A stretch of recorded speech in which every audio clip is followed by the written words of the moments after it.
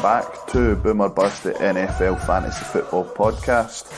This is our preview show, recorded on Thursday, out on Friday morning. Thank you for joining us again, and as ever, I'm joined by my co-host, Craig Hughes. How are you, Shug? All good, mate. How are you? I'm good. I'm looking forward to another exciting weekend of games. Week 3 coming up, and we've got plenty to get through here, and plenty of focus on fantasy football. So, how are you feeling about it? Fantasy football, I'm a bit scunnered, to be honest. I'm 0-2, obviously took a defeat to yourself. But I think there is circumstances, poor choices from me, a couple of admin errors and a couple of injuries and things not going my way. So I'm confident I can turn around the season. I'm still the man to lead this team. So you think you're going to last the season at the helm? I will, mate. I'll turn it around. I've got a good group in that dressing room. We're in the trenches together and we'll claw our way out. I love it. No, it was a good game. I'm glad you mentioned it first. You nearly sneaked back into it. We actually recorded on Monday night. You were 43 points behind going into the fixtures on Monday night. Yeah. Was it Kirk Cousins, Devin Singletary, and the Bills defence to play? Yeah. How did that go? Kirk Cousins, not a little bit disappointing on that side. I was really needing him to have a big night if I was going to come on it. Singletary, I wasn't really holding off too much hope. It would need to he had a really big night, and just the amount of action he's seeing, the points he's getting, I couldn't really see that happening. The Bills defence again got me some good numbers, but a bit too little too late. It was hard to compete. A couple of your players put up tremendous scores. Hill kept me in it, but I probably just needed a bit more across the board, to be honest. Yeah, it was one of the ones. We both had a poor week 1 coming into it, and I made out for a good game. I think I finished on something like 137 points, and you only finished, was it less than 10 points behind me? So yeah. It ended up quite a close game, but that's the beauty of fantasy football. It can go either way. It can be close. I mean, I've been beat by 0.5 before, which is heartbreaking, but that's just how it goes sometimes. Oh, absolutely. Early days yet.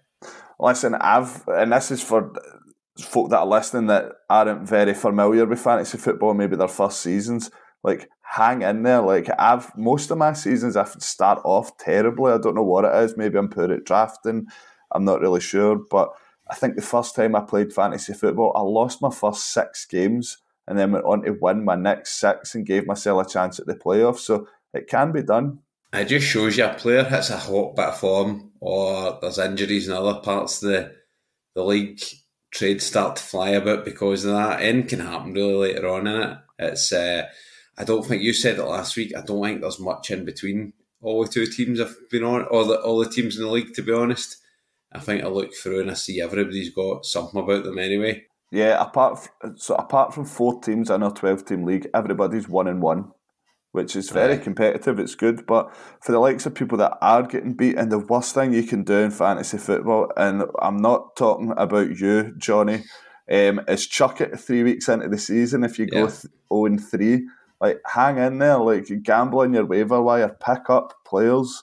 Like, it makes such a difference. I picked up Curtis Samuel in week 1 waiver wire, and it's basically gave me the win this week. So it just shows getting these picks early doors. When you've got a high pick, it really makes a difference. Exactly. But you touched on him there. Kirk Cousins, it was very disappointing for you on Monday night. The Vikings got beat to the Eagles 24-7. Jalen Hurts playing out his skin. What did you see fantasy-wise in that game? I think people were looking for a huge game out of Justin Jefferson, and even that didn't come. Yeah, it didn't really materialise. Jalen Hurts, the only one I've got down here, has been a massive performer in that one. The Eagles obviously impressive. I fancied the Vikings to do it. I thought they would get a good result on Monday, but they just never really happened for them, did it? The Eagles looked a lot tighter defensively, and that led to not much, especially fantasy-wise, not much getting on the Vikings' end. Yeah, the Eagles do look the part. Like, Jalen Hurts is really starting to look like that solid franchise quarterback. Devonta Smith, for me, actually showed up this week, which is good. He's a speedster, he's a deep threat. He's a very, very good player, but a lot of his targets now seem to be going to AJ Brown, which isn't very good for me. But as I said in the last pod, I'm going to hold on to him. But talking about teams that are on fire, the Buffalo Bills on Monday night, 41-7. They bet the number 1 seed Titans from last season. That is just ridiculous. And from what I've seen of the game, they were just playing lights out football. Josh Allen is just on a complete other level from any quarterback right now.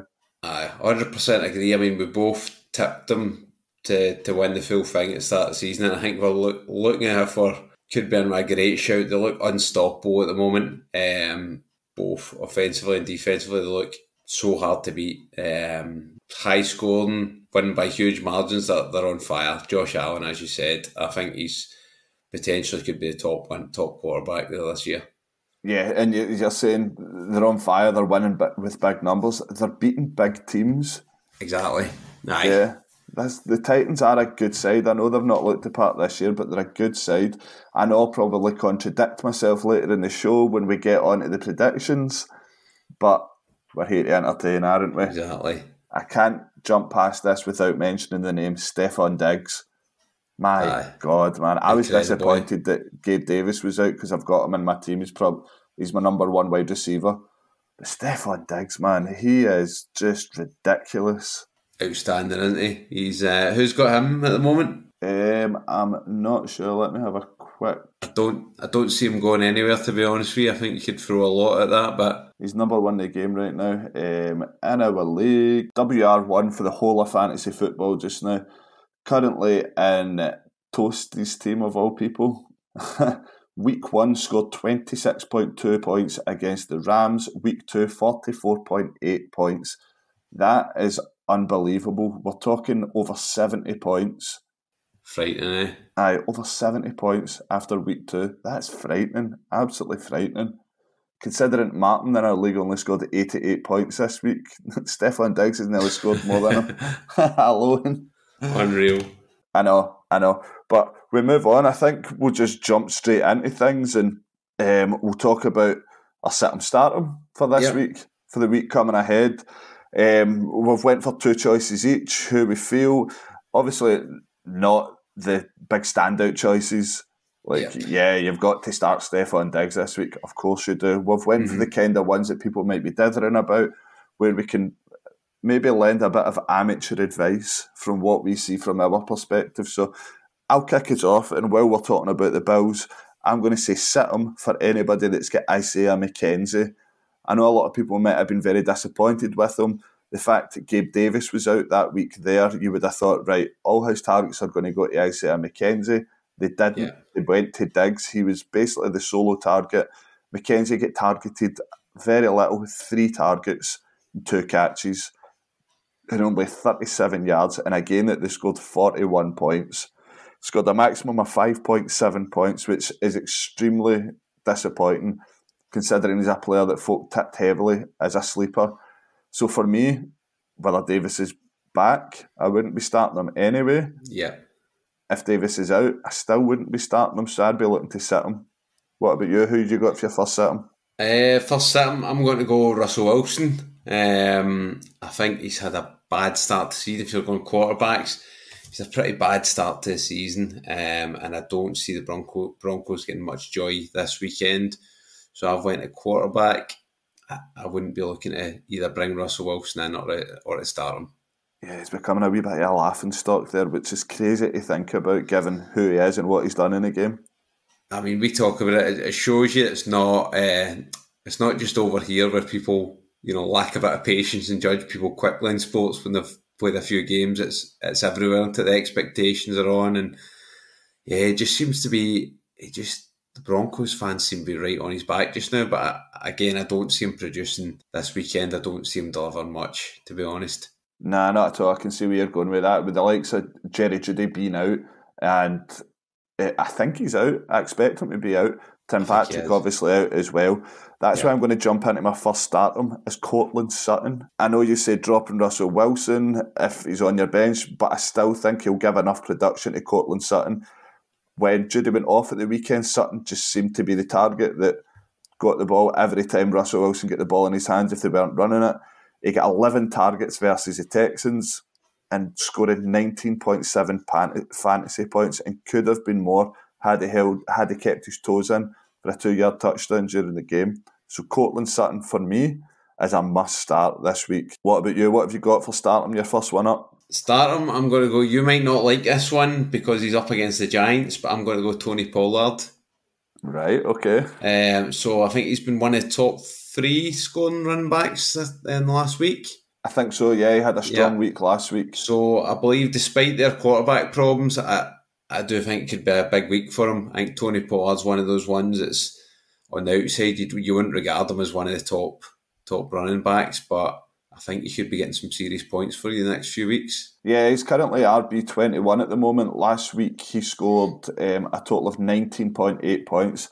You're always expecting between that 15 to 20 point mark for your running backs that you're starting. So Pollard is always a solid option. I know he's an RB2 and a lot of people don't like the 1-2 punch at running back when it comes to fantasy football, but Pollard just seems to be a solid option every year. But talking about running backs, I'm going to go to my second sit-em, and it's a guy who was all over the experts' lips in pre-season, saying that you need to get him pass-catching running back. It's Travis Etienne. He's just not done it for me. He's not started how we expected, and he's up against a good Chargers side. Bosa and Mack in that front line, he's going to have a long day. James Robinson looks to be the standout running back there. A lot more touches. I think he got a 63% snap share against Travis Etienne's at the weekend. So I see James Robinson as a lead running back there. I see Travis Etienne as a different type of running back, and I just wouldn't be counting on him. So this week I would sit Travis Etienne. Yeah, I've got to agree with you on that one. That was another one I was considering for the same reasons, to be honest. My next sit-em is going to be Chase Edmonds for the Dolphins. I think against that Bills defence, I think he hasn't been seeing much action or much numbers recently anyway. I think against the Bills, they're going to get even less, to be honest. So I can't see Chase Edmonds getting you many points this week. Yeah, I had Chase Edmonds last year at running back for my team. I traded for him, brought him in. If he's not pass catching out that backfield, then it's very redundant. Yeah, and that's why a lot of people drafted in Raheem Mostert this week. It looks like he's getting that proper running job, and I actually think that Mostert might take over the job as RB1 there. Possibly. Very good waiver wire pickup. If he's still out there on your waivers, I'd be surprised if he was. I'd go and get him just now. I think he would be a good stash if you don't want to start him just now. But like Shug said, Edmonds just isn't cutting it there at all. So I'll move on. I'll go to my second starter, and I'm going to go a wee bit controversial here because I know he had a poor game last week. My second starter is Juju Smith-Schuster. All right, wee bit controversial, but like we say, we're not going to go for the obvious choices. Very poor week last week. I was disappointed. I've got him in my lineup, but I'm going to start him this week. I've got faith in him. He's got all the talent there. We thought he would be the lead receiver at the Chiefs. I definitely think there's still a chance he could be, but he's up against the Colts. The Indianapolis Colts have looked a very poor side so far. I did think they would be a better side with Matt Ryan at quarterback, given that they've got Michael Pittman out wide. Not quite sure if he's going to make it for the weekend in terms of injury. Missed that weekend there. I still expect it to be a high-scoring game for the Chiefs against the Colts. I don't see the Colts really doing much, and I expect Juju to bounce back. So, like I say, a wee one I might get wrong here. Fully understand that, but I'm willing to take the gamble and I'm willing to start him. So this week, start Juju Smith-Schuster. Yeah, I think that could work out all right for you. Again, we'll come into the predictions, but as you said, I think the Chiefs will dominate that game. I think it will be high scoring, so I don't think you're probably not far off in going with that prediction anyway. But going for my next stardom, I'm going to go Jacoby Meyer, and he's one I've got in my roster for New England Patriots against the Ravens this week. I think he's a strong start now.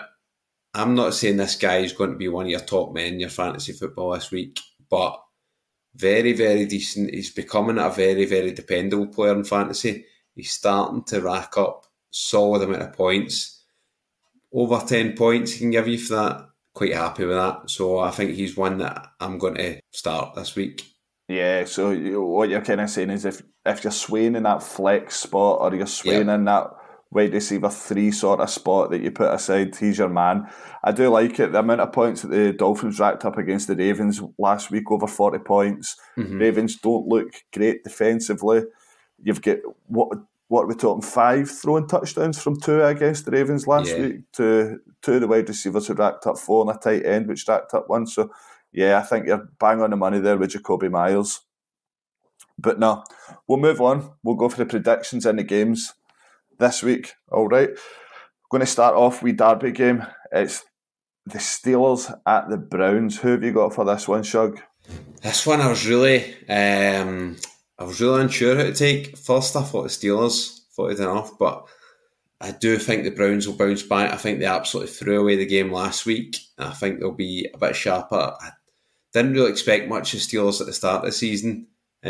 So I'm going to go with the Browns, but very narrowly on Yeah, this it one. was one of these ones I really had to think about as well. And I'm going to go against you here. I'm going to go the Steelers.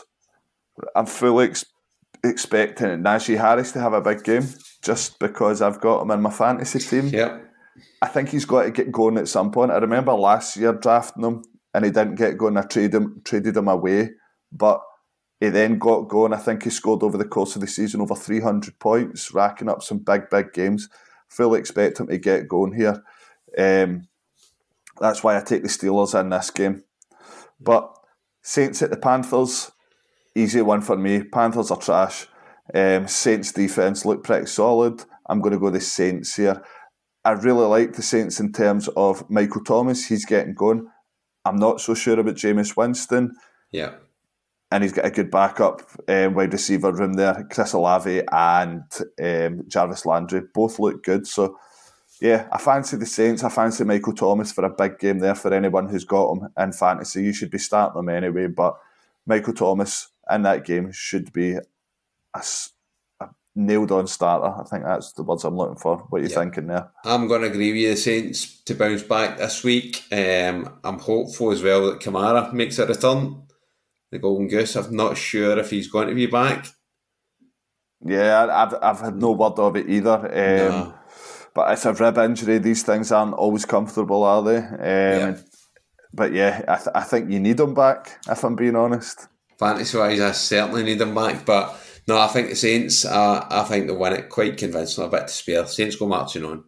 Okay, I like it. Texans at the Bears. Once again, it's not the most attractive game in the world, is it? Both teams aren't the greatest.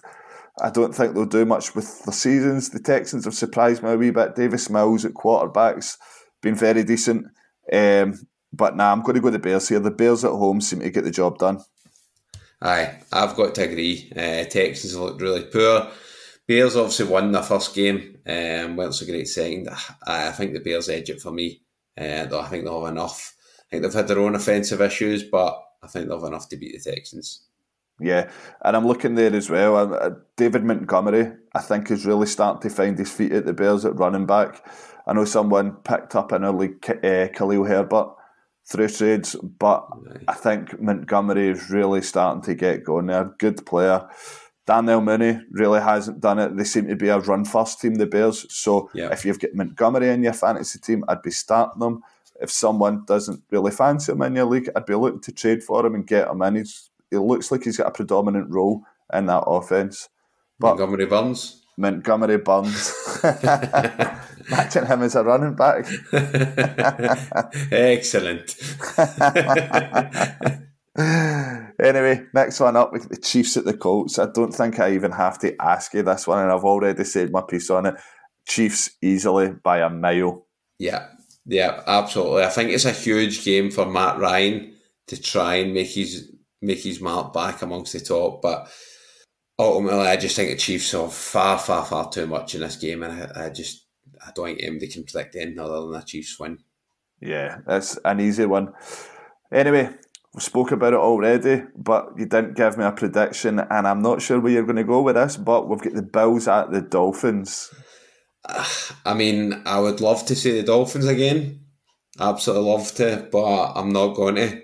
I think it's tremendous comeback last week for the Dolphins, but as we said, the Bills look unstoppable just now. I just, again, talking about quarterbacks, this is a huge game for Tua. I think if he shows up, I think that really proves a lot of doubters wrong. But ultimately, I think it's a very, very big ask. Hopefully not, but Bills win for me. Yeah, it's got all the makings of a great game. This is one of the ones that Sky have actually picked up for this Sunday. Tua is red hot week 2 for Tua. Yeah. Red hot week Yeah. Tua. One of your ones there. That was. Yeah, so you get a great core of wide receivers on show there as well. It's got all the makings of a great game. But I'm going to go Dolphins. Oh, yeah. I like to do these things and sometimes not go for the obvious.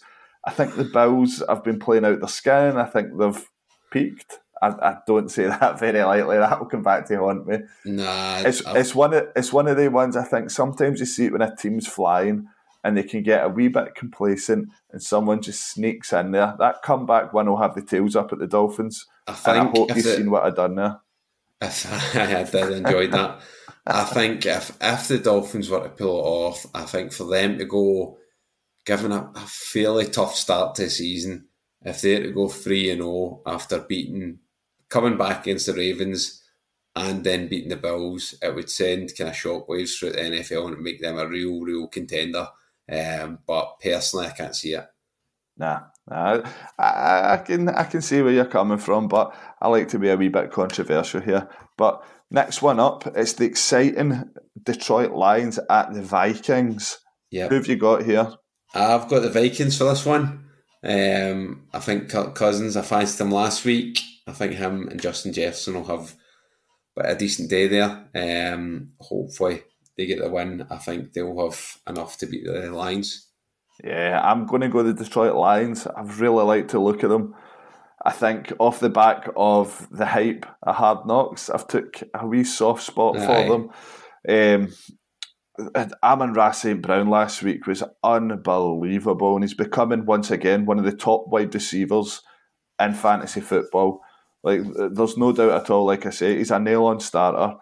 DeAndre Swift there as well, very good running back, and Jared Goff. Who would have thought? Jared Goff is playing very well at the moment. Aye. I fancy the Lions there. I've not been wholeheartedly impressed by the Vikings, even though they did get the victory over the Packers at the weekend. I'm in a wee bit of a bad mood with them, considering the Giants went 2-0 and then they get beat off the Eagles. So, Troy, if you're listening, Monday's guest, come on, you've let me down.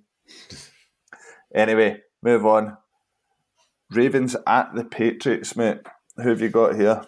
I'm going with Ravens again. I just think they should have won last week. They shouldn't have let that lead slip. I think the Ravens are strong. Your boy at quarterback. I think I fancy them to get a result here.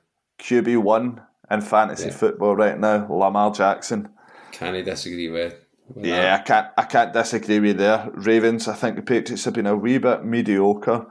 Ravens defensively haven't been good enough, but they still look a solid side. Yeah. Rashad Bateman looks to be a very, very good pickup in fantasy at the moment. He'll probably be drafted in most leagues. So I fancy the Ravens there. I definitely do.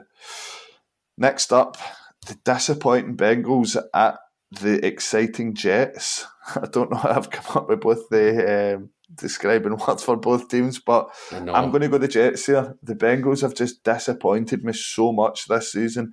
A team last season that got to the Super Bowl and Joe Burrow's second season, that O-line has disappointed me so much. So that's why I'm going the Jets.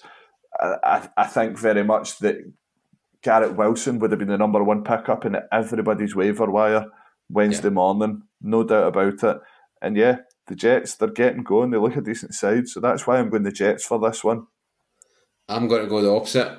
I'm going with the Bengals. I think this is where the kickstart the season. This is where Burrow kind of puts in a big performance. I think it's another one. It's a tough one to call. Basically, one team that's been on a downward trajectory, the other one on the upward. But I think Bengals might turn it around. Yeah, it's hard to disagree. It was a hard one for me to call, but I thought I'd go the Jets for that. But nah, another game. Where are we looking now? Tennessee, Raiders at the Titans. Who have you got for this, Shug? I'm taking the Raiders to bounce back. I just think I fancy the Raiders this season to be strong. I think Derek Carr, Devante Adams. I think they'll be. I think they're strong. I expected more at them, to be honest with you. I think they let that one slip last week. I think they'll bounce back and get the win this week. Yeah, 100% agree with you. Titans get defeated off my Giants. Didn't look great. Tannehill looks awful this season. Derek Henry's not really got going. And here's a wee tip regarding running backs for you. There's not one single running back in the whole of fantasy football who scored more than 17 points in both weeks this season. Really? That's interesting. Yeah, so there's been a lot of big running backs just haven't turned up. Derek Henry is one of them. The Titans haven't looked great. Yeah. And that's why I'll go with the Raiders as well. I expect him to bounce back. Derek Carr as well, tipped to do really well. So if you're dithering on who to start between Derek Carr and one of your other quarterbacks, who are maybe not a top tier quarterback, I'd be starting Carr in this one. I think it looks like he's going to have a big game. He started the season okay, but I think this one he'll do very well. So yeah, Raiders for me. Okay, divisional game here. Eagles at the Commanders. Who do you fancy here? I've never fancied the Commanders from the start. I've actually called them dog meat in a previous one that probably was harsh. They have actually looked alright. But I think the Eagles obviously have a strong win this week. I fancy them to go and win. Yeah, I've went for the Eagles as well.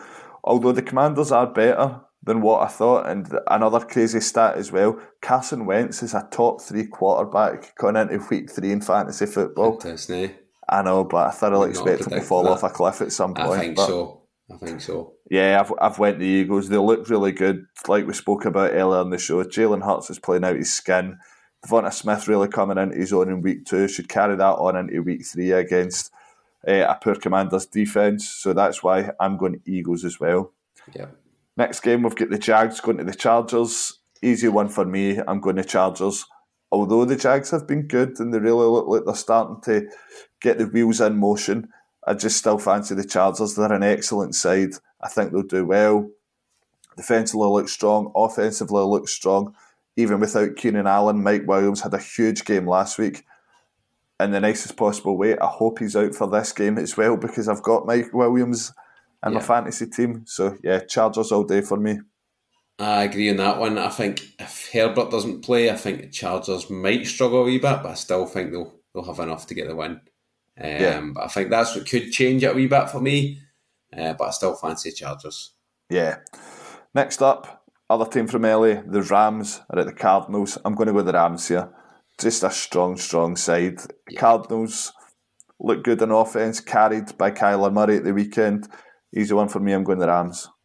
Aye, Rams for me as well. I think Cardinals hot and cold a bit at the start of the season, I think it's probably fair to say. A bit erratic at times. I think the Rams will be far too strong. Yeah, the Rams are a funny one. Allen Robinson especially, people tipped him for bigger things. He's not really got going yet. I'm just not sure if I had him, if I would start him. Cardinals are okay. I just see that Cooper Kupp is still the predominant WR1 there, and Robinson just really hasn't done it for me, so I'd be swithering whether to start him if I had him. But anyway, we move on. I think they'll be feeling sheepish after this weekend. It's late at night. It is late at night, it is. Anyway, Falcons at the Seahawks. Who have you got here?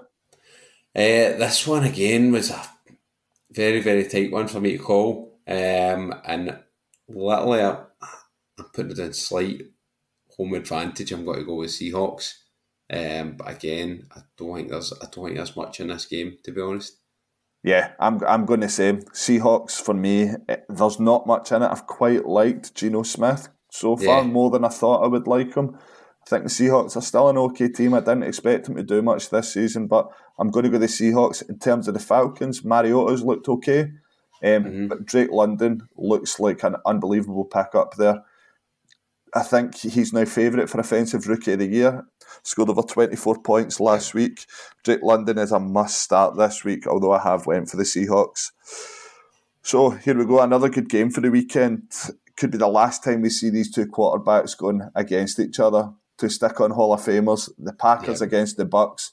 It could be Brady versus Rodgers for the last time. Who are you taking here? It's another interesting one, and it's got to be great to see the last time they come up against each other. Again, could go absolutely either way.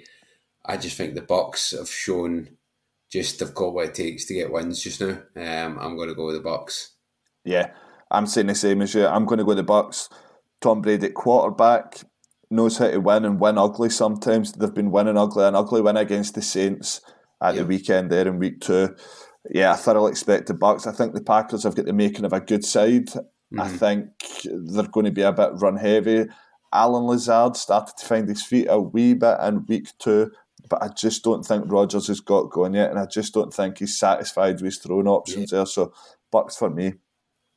Okay, I don't think you need to ask mine for this one. Cowboys at the Giants. I am going the Giants to go 3-0. If we can stop the run of Tony Pollard and Ezekiel Elliott, I think we'll stand a very good chance to win this divisional game and go 3-0. So for me, New York Giants on the late game Sunday night to win. I'm going to go with the Giants as well, just to piss Martin off, because I quite like. No other reason than that. Won the Giants. Who? 0-2, Martin? I'm saying nothing than that. Oh, God, so yeah. Okay, last game of the weekend, Monday night, 49ers go to the Broncos. Predicting a bit of a snooze fest here. Yep. Countdown from 10 for the Broncos, but I'm going to 49ers. The Broncos look awful. Yeah, I'm the same. I think we spoke a lot about Jimmy G slotting in, and I just think it'll be a seamless transition. I think it's what they've been used to in the past, so I think he'll slot nicely in there. Don't think the Broncos have looked great, so 49ers win for me. Yeah, I think the Broncos will be happy to play away from home. They seem to be getting dogs abuse from their home fans when they play in Denver, so the 49ers, that's an easy one. But that's us covered all the games for week 3, our predictions. We split hairs in a lot of them, which was quite good, so I think we'll get a wee graphic for socials for that. But we'll move on, we'll tie things up. Who are you up against this weekend, mate? I'm up against Derek, strong opponent. Yeah. Listen, I need a win, as I said earlier. I'm not entirely confident in terms of Hill, my main man, the cheater, might not get a lot of joy against the Bills defence. And if he does, the side token of that is the Bills defence is who I actually have, and they've been getting me great points. So I'm damned if I do and damned if I don't in that sense. This is one of these sort of fantasy situations where you're like, stick or twist. Do I look for another defence and pull the Bills out this week? Personally, I would, but I'm not telling you what to do. But this is an international fixture, Derek, and I know you'll be listening. It's based out in the Bahamas at the moment. Yeah. That guy's got a poker face. You try and throw him a bit of stick. Nah, I do. I try and give him grief on the chat, just a wee bit of back and forth, and he just doesn't engage in the games with me, to be honest. No, he's like Rocky and Ivan Drago. When Rocky's he's trying to give him a wee bit, and he's just standing there, and he's giving you, I must break you. Right back at you. Listen, to be honest, I've got to pull a rabbit out of the hat in some ways. I've got to get Kamara back, got to get the golden goose. But it's going to be tough.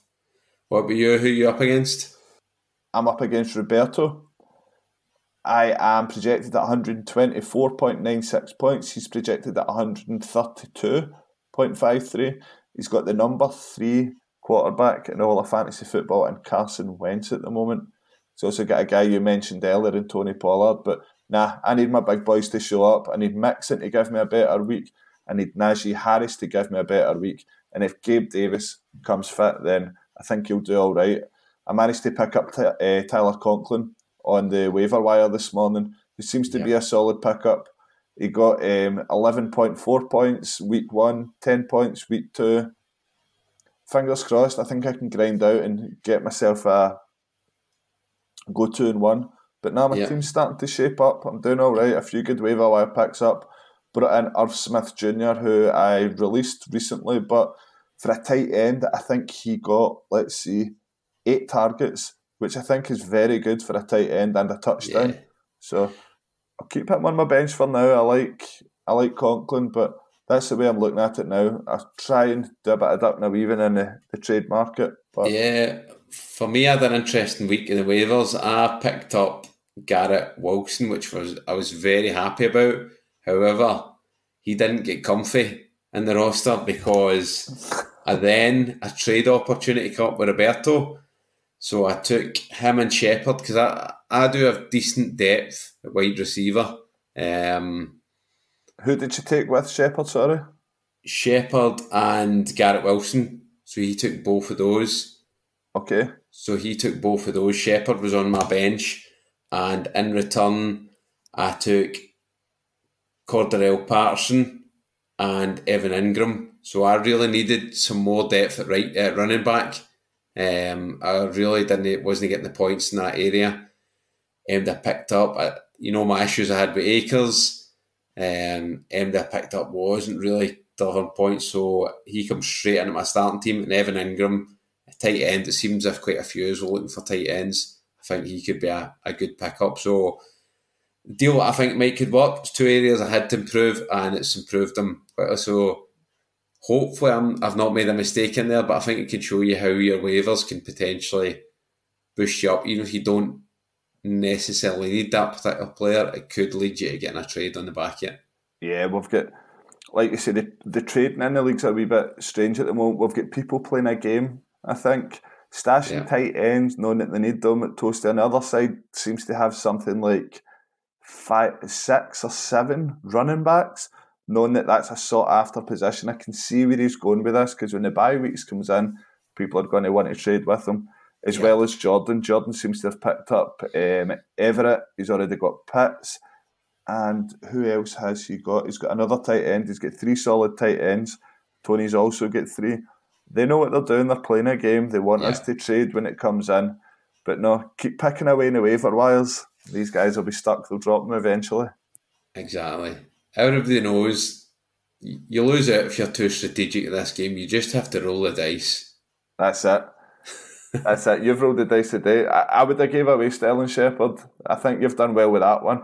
I think he's very dependent on being a deep threat and touchdowns. He's not going to get targeted every week. I think the highest targeted wide receiver at the Giants just now is Richie James, which I don't think will last.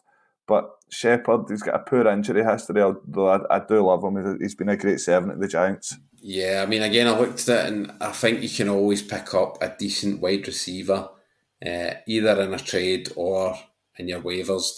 There's always somebody about there. Running backs and tight ends right now especially are hard to come by, so I thought those could be 2 decent additions where I needed it. But again, that's the beauty of trades. You might need somebody else might have a different perspective of it and see that they need a player in a different position. Yeah, it's always nice to throw a wee bit of bait into the chat and then you start to see the notifications coming down the top of your screen. Absolutely. So, but listen, it's a long way to go until Sunday night, so don't be surprised if there's some wheeling and dealing in the next couple of days. Exactly. But I'll not keep you any longer. I know you like an early bed and an early rise. You're right, absolutely right about that. Early rise, put 10 trades on folk desk by the time they wake up. Yeah. Put one in my desk, let's see where we go. Okay, I'll get in the office first thing in the morning. That's it, shirt and tie on. But no, thank you for everyone that's listened so far. As we say every single show, please subscribe, please follow, please keep listening every week. It makes a difference. Big hello to all our new listeners who may have been tuning in. I know we've had a wee influx recently, which has been great. But no, Monday's our next podcast after this one. Keep tuning in. We'll be back at the G4 Claims podcast studio. As ever, thank you to them for being our lead sponsor. And thank you, as ever, to my co-host here, Shug. Enjoyed it as ever, mate. I know, it's been brilliant. Thanks as always for having me on. I know, and we'll wait for a wee slagging when the sit-em startums don't go as we've planned last week. Don't even start. But no, thank you very much. Goodbye.